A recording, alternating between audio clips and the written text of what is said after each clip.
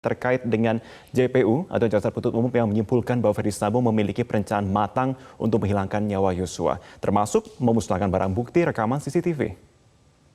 Bahwa dari fakta hukum tersebut jelas terlihat cukupnya waktu bagi terdakwa untuk berpikir dan menimbang-nimbang pembunuhan yang akan dilakukan, yaitu setidak-tidaknya selama perjalanannya menuju pelaksanaan menghilangkan nyawa korban Nofriansah Yosua Huta Barat, bahkan sampai memikirkan untuk menghilangkan bukti-bukti sekalipun.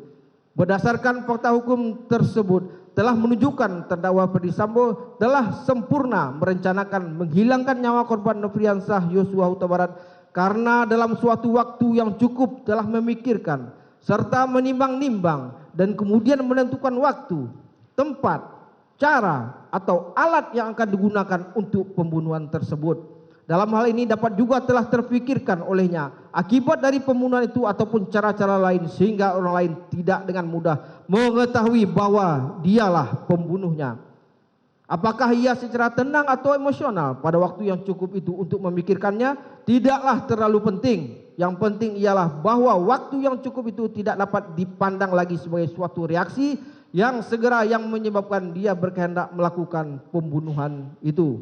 Bahwa keterangan para saksi tersebut di atas bersesuaian dengan pendapat ahli hukum pidana yang telah mengungkapkan pendapatnya di persidangan, bahwa pada intinya ahli berpendapat kriminologi adalah ilmu pengetahuan ilmiah yang mempelajari kejahatan dan gejala sosial. Kriminologi dalam hubungannya hukum pidana memberikan pengalaman empiris untuk membuat terang perkara dari gejala sosial dan memetakan perilaku sosial dari perilaku kejahatan. Peristiwa pembunuhan ada dua teori besar. Pertama, pembunuhan tidak direncanakan, dan kedua dengan perencanaan.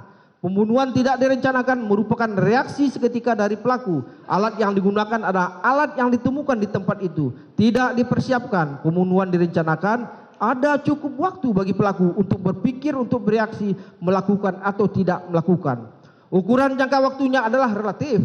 Pembunuhan berencana telah memprovokasi amarah pelaku dan berpikir melakukan tindakan baik membunuh maupun balas dendam. Akan tetapi motivasi positif dapat menyebabkan pembunuhan berencana. Pembunuhan berencana pelaku biasanya akan meninggalkan jejak setelah peristiwa itu terjadi. Dalam kurung, ia menyadari kesalahan dan berusaha.